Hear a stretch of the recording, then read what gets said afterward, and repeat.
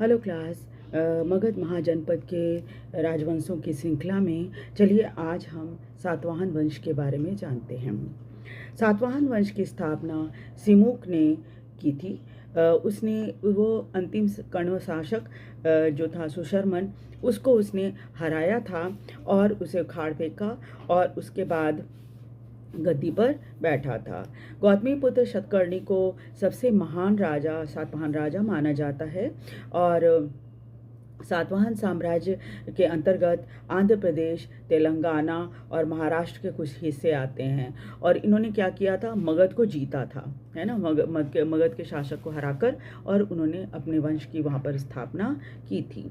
सातवाहन राजवंश में सिमुक, शतकर्णी प्रथम, गौतमी पुत्र शतकर्णी, वशिष्ठ पुत्र पुलवामी और शतकर्णी प्रमुख राजा हुए हैं।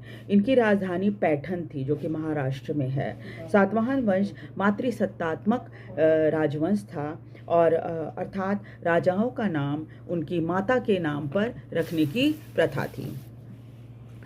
सातवाहन वंश के द्वारा अजंता और एलोरा की गुफाओं का निर्माण कराया गया है। इन्होंने चांदी, तांबे, सीसे, पोटीन और कांसे के सिक्कों का प्रचलन भी चलाया था। इनके इतिहास का प्रामाणिक साधन जो है कई अभिलेख हैं। इसके अलावा सिक्के तथा स्मारक भी हैं।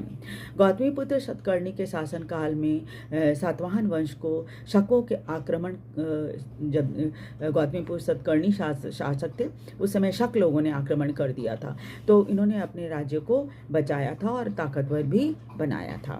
और इन्होंने करीब 25 वर्ष तक वहाँ शासन किया। सातवाहन में प्रथम शताब्दी ईसा पूर्व शकों ने पश्चिमी भारत पर जब आक्रमण कर दिया तो और महाराष्ट्र, मालवा और काठियावाड़ आदि प्रदेशों को जीत लिया, तो सातवाहन वंश को दक्षिण की तरफ खिसकना पड़ा था।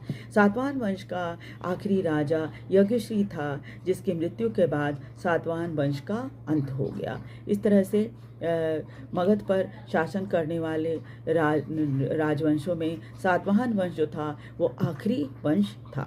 उसके बाद फिर मगध जो है पूरी तरह से बिखर गया था और अलग कई ऐसे शासकों ने इस पर शासन चलाया जिनका नाम इतिहास में कभी कभी कहीं कहीं हमें देखने को मिल जाता है। वीडियो को लाइक और सब्सक्राइब जरूर कर दीजिए। Thank you very much.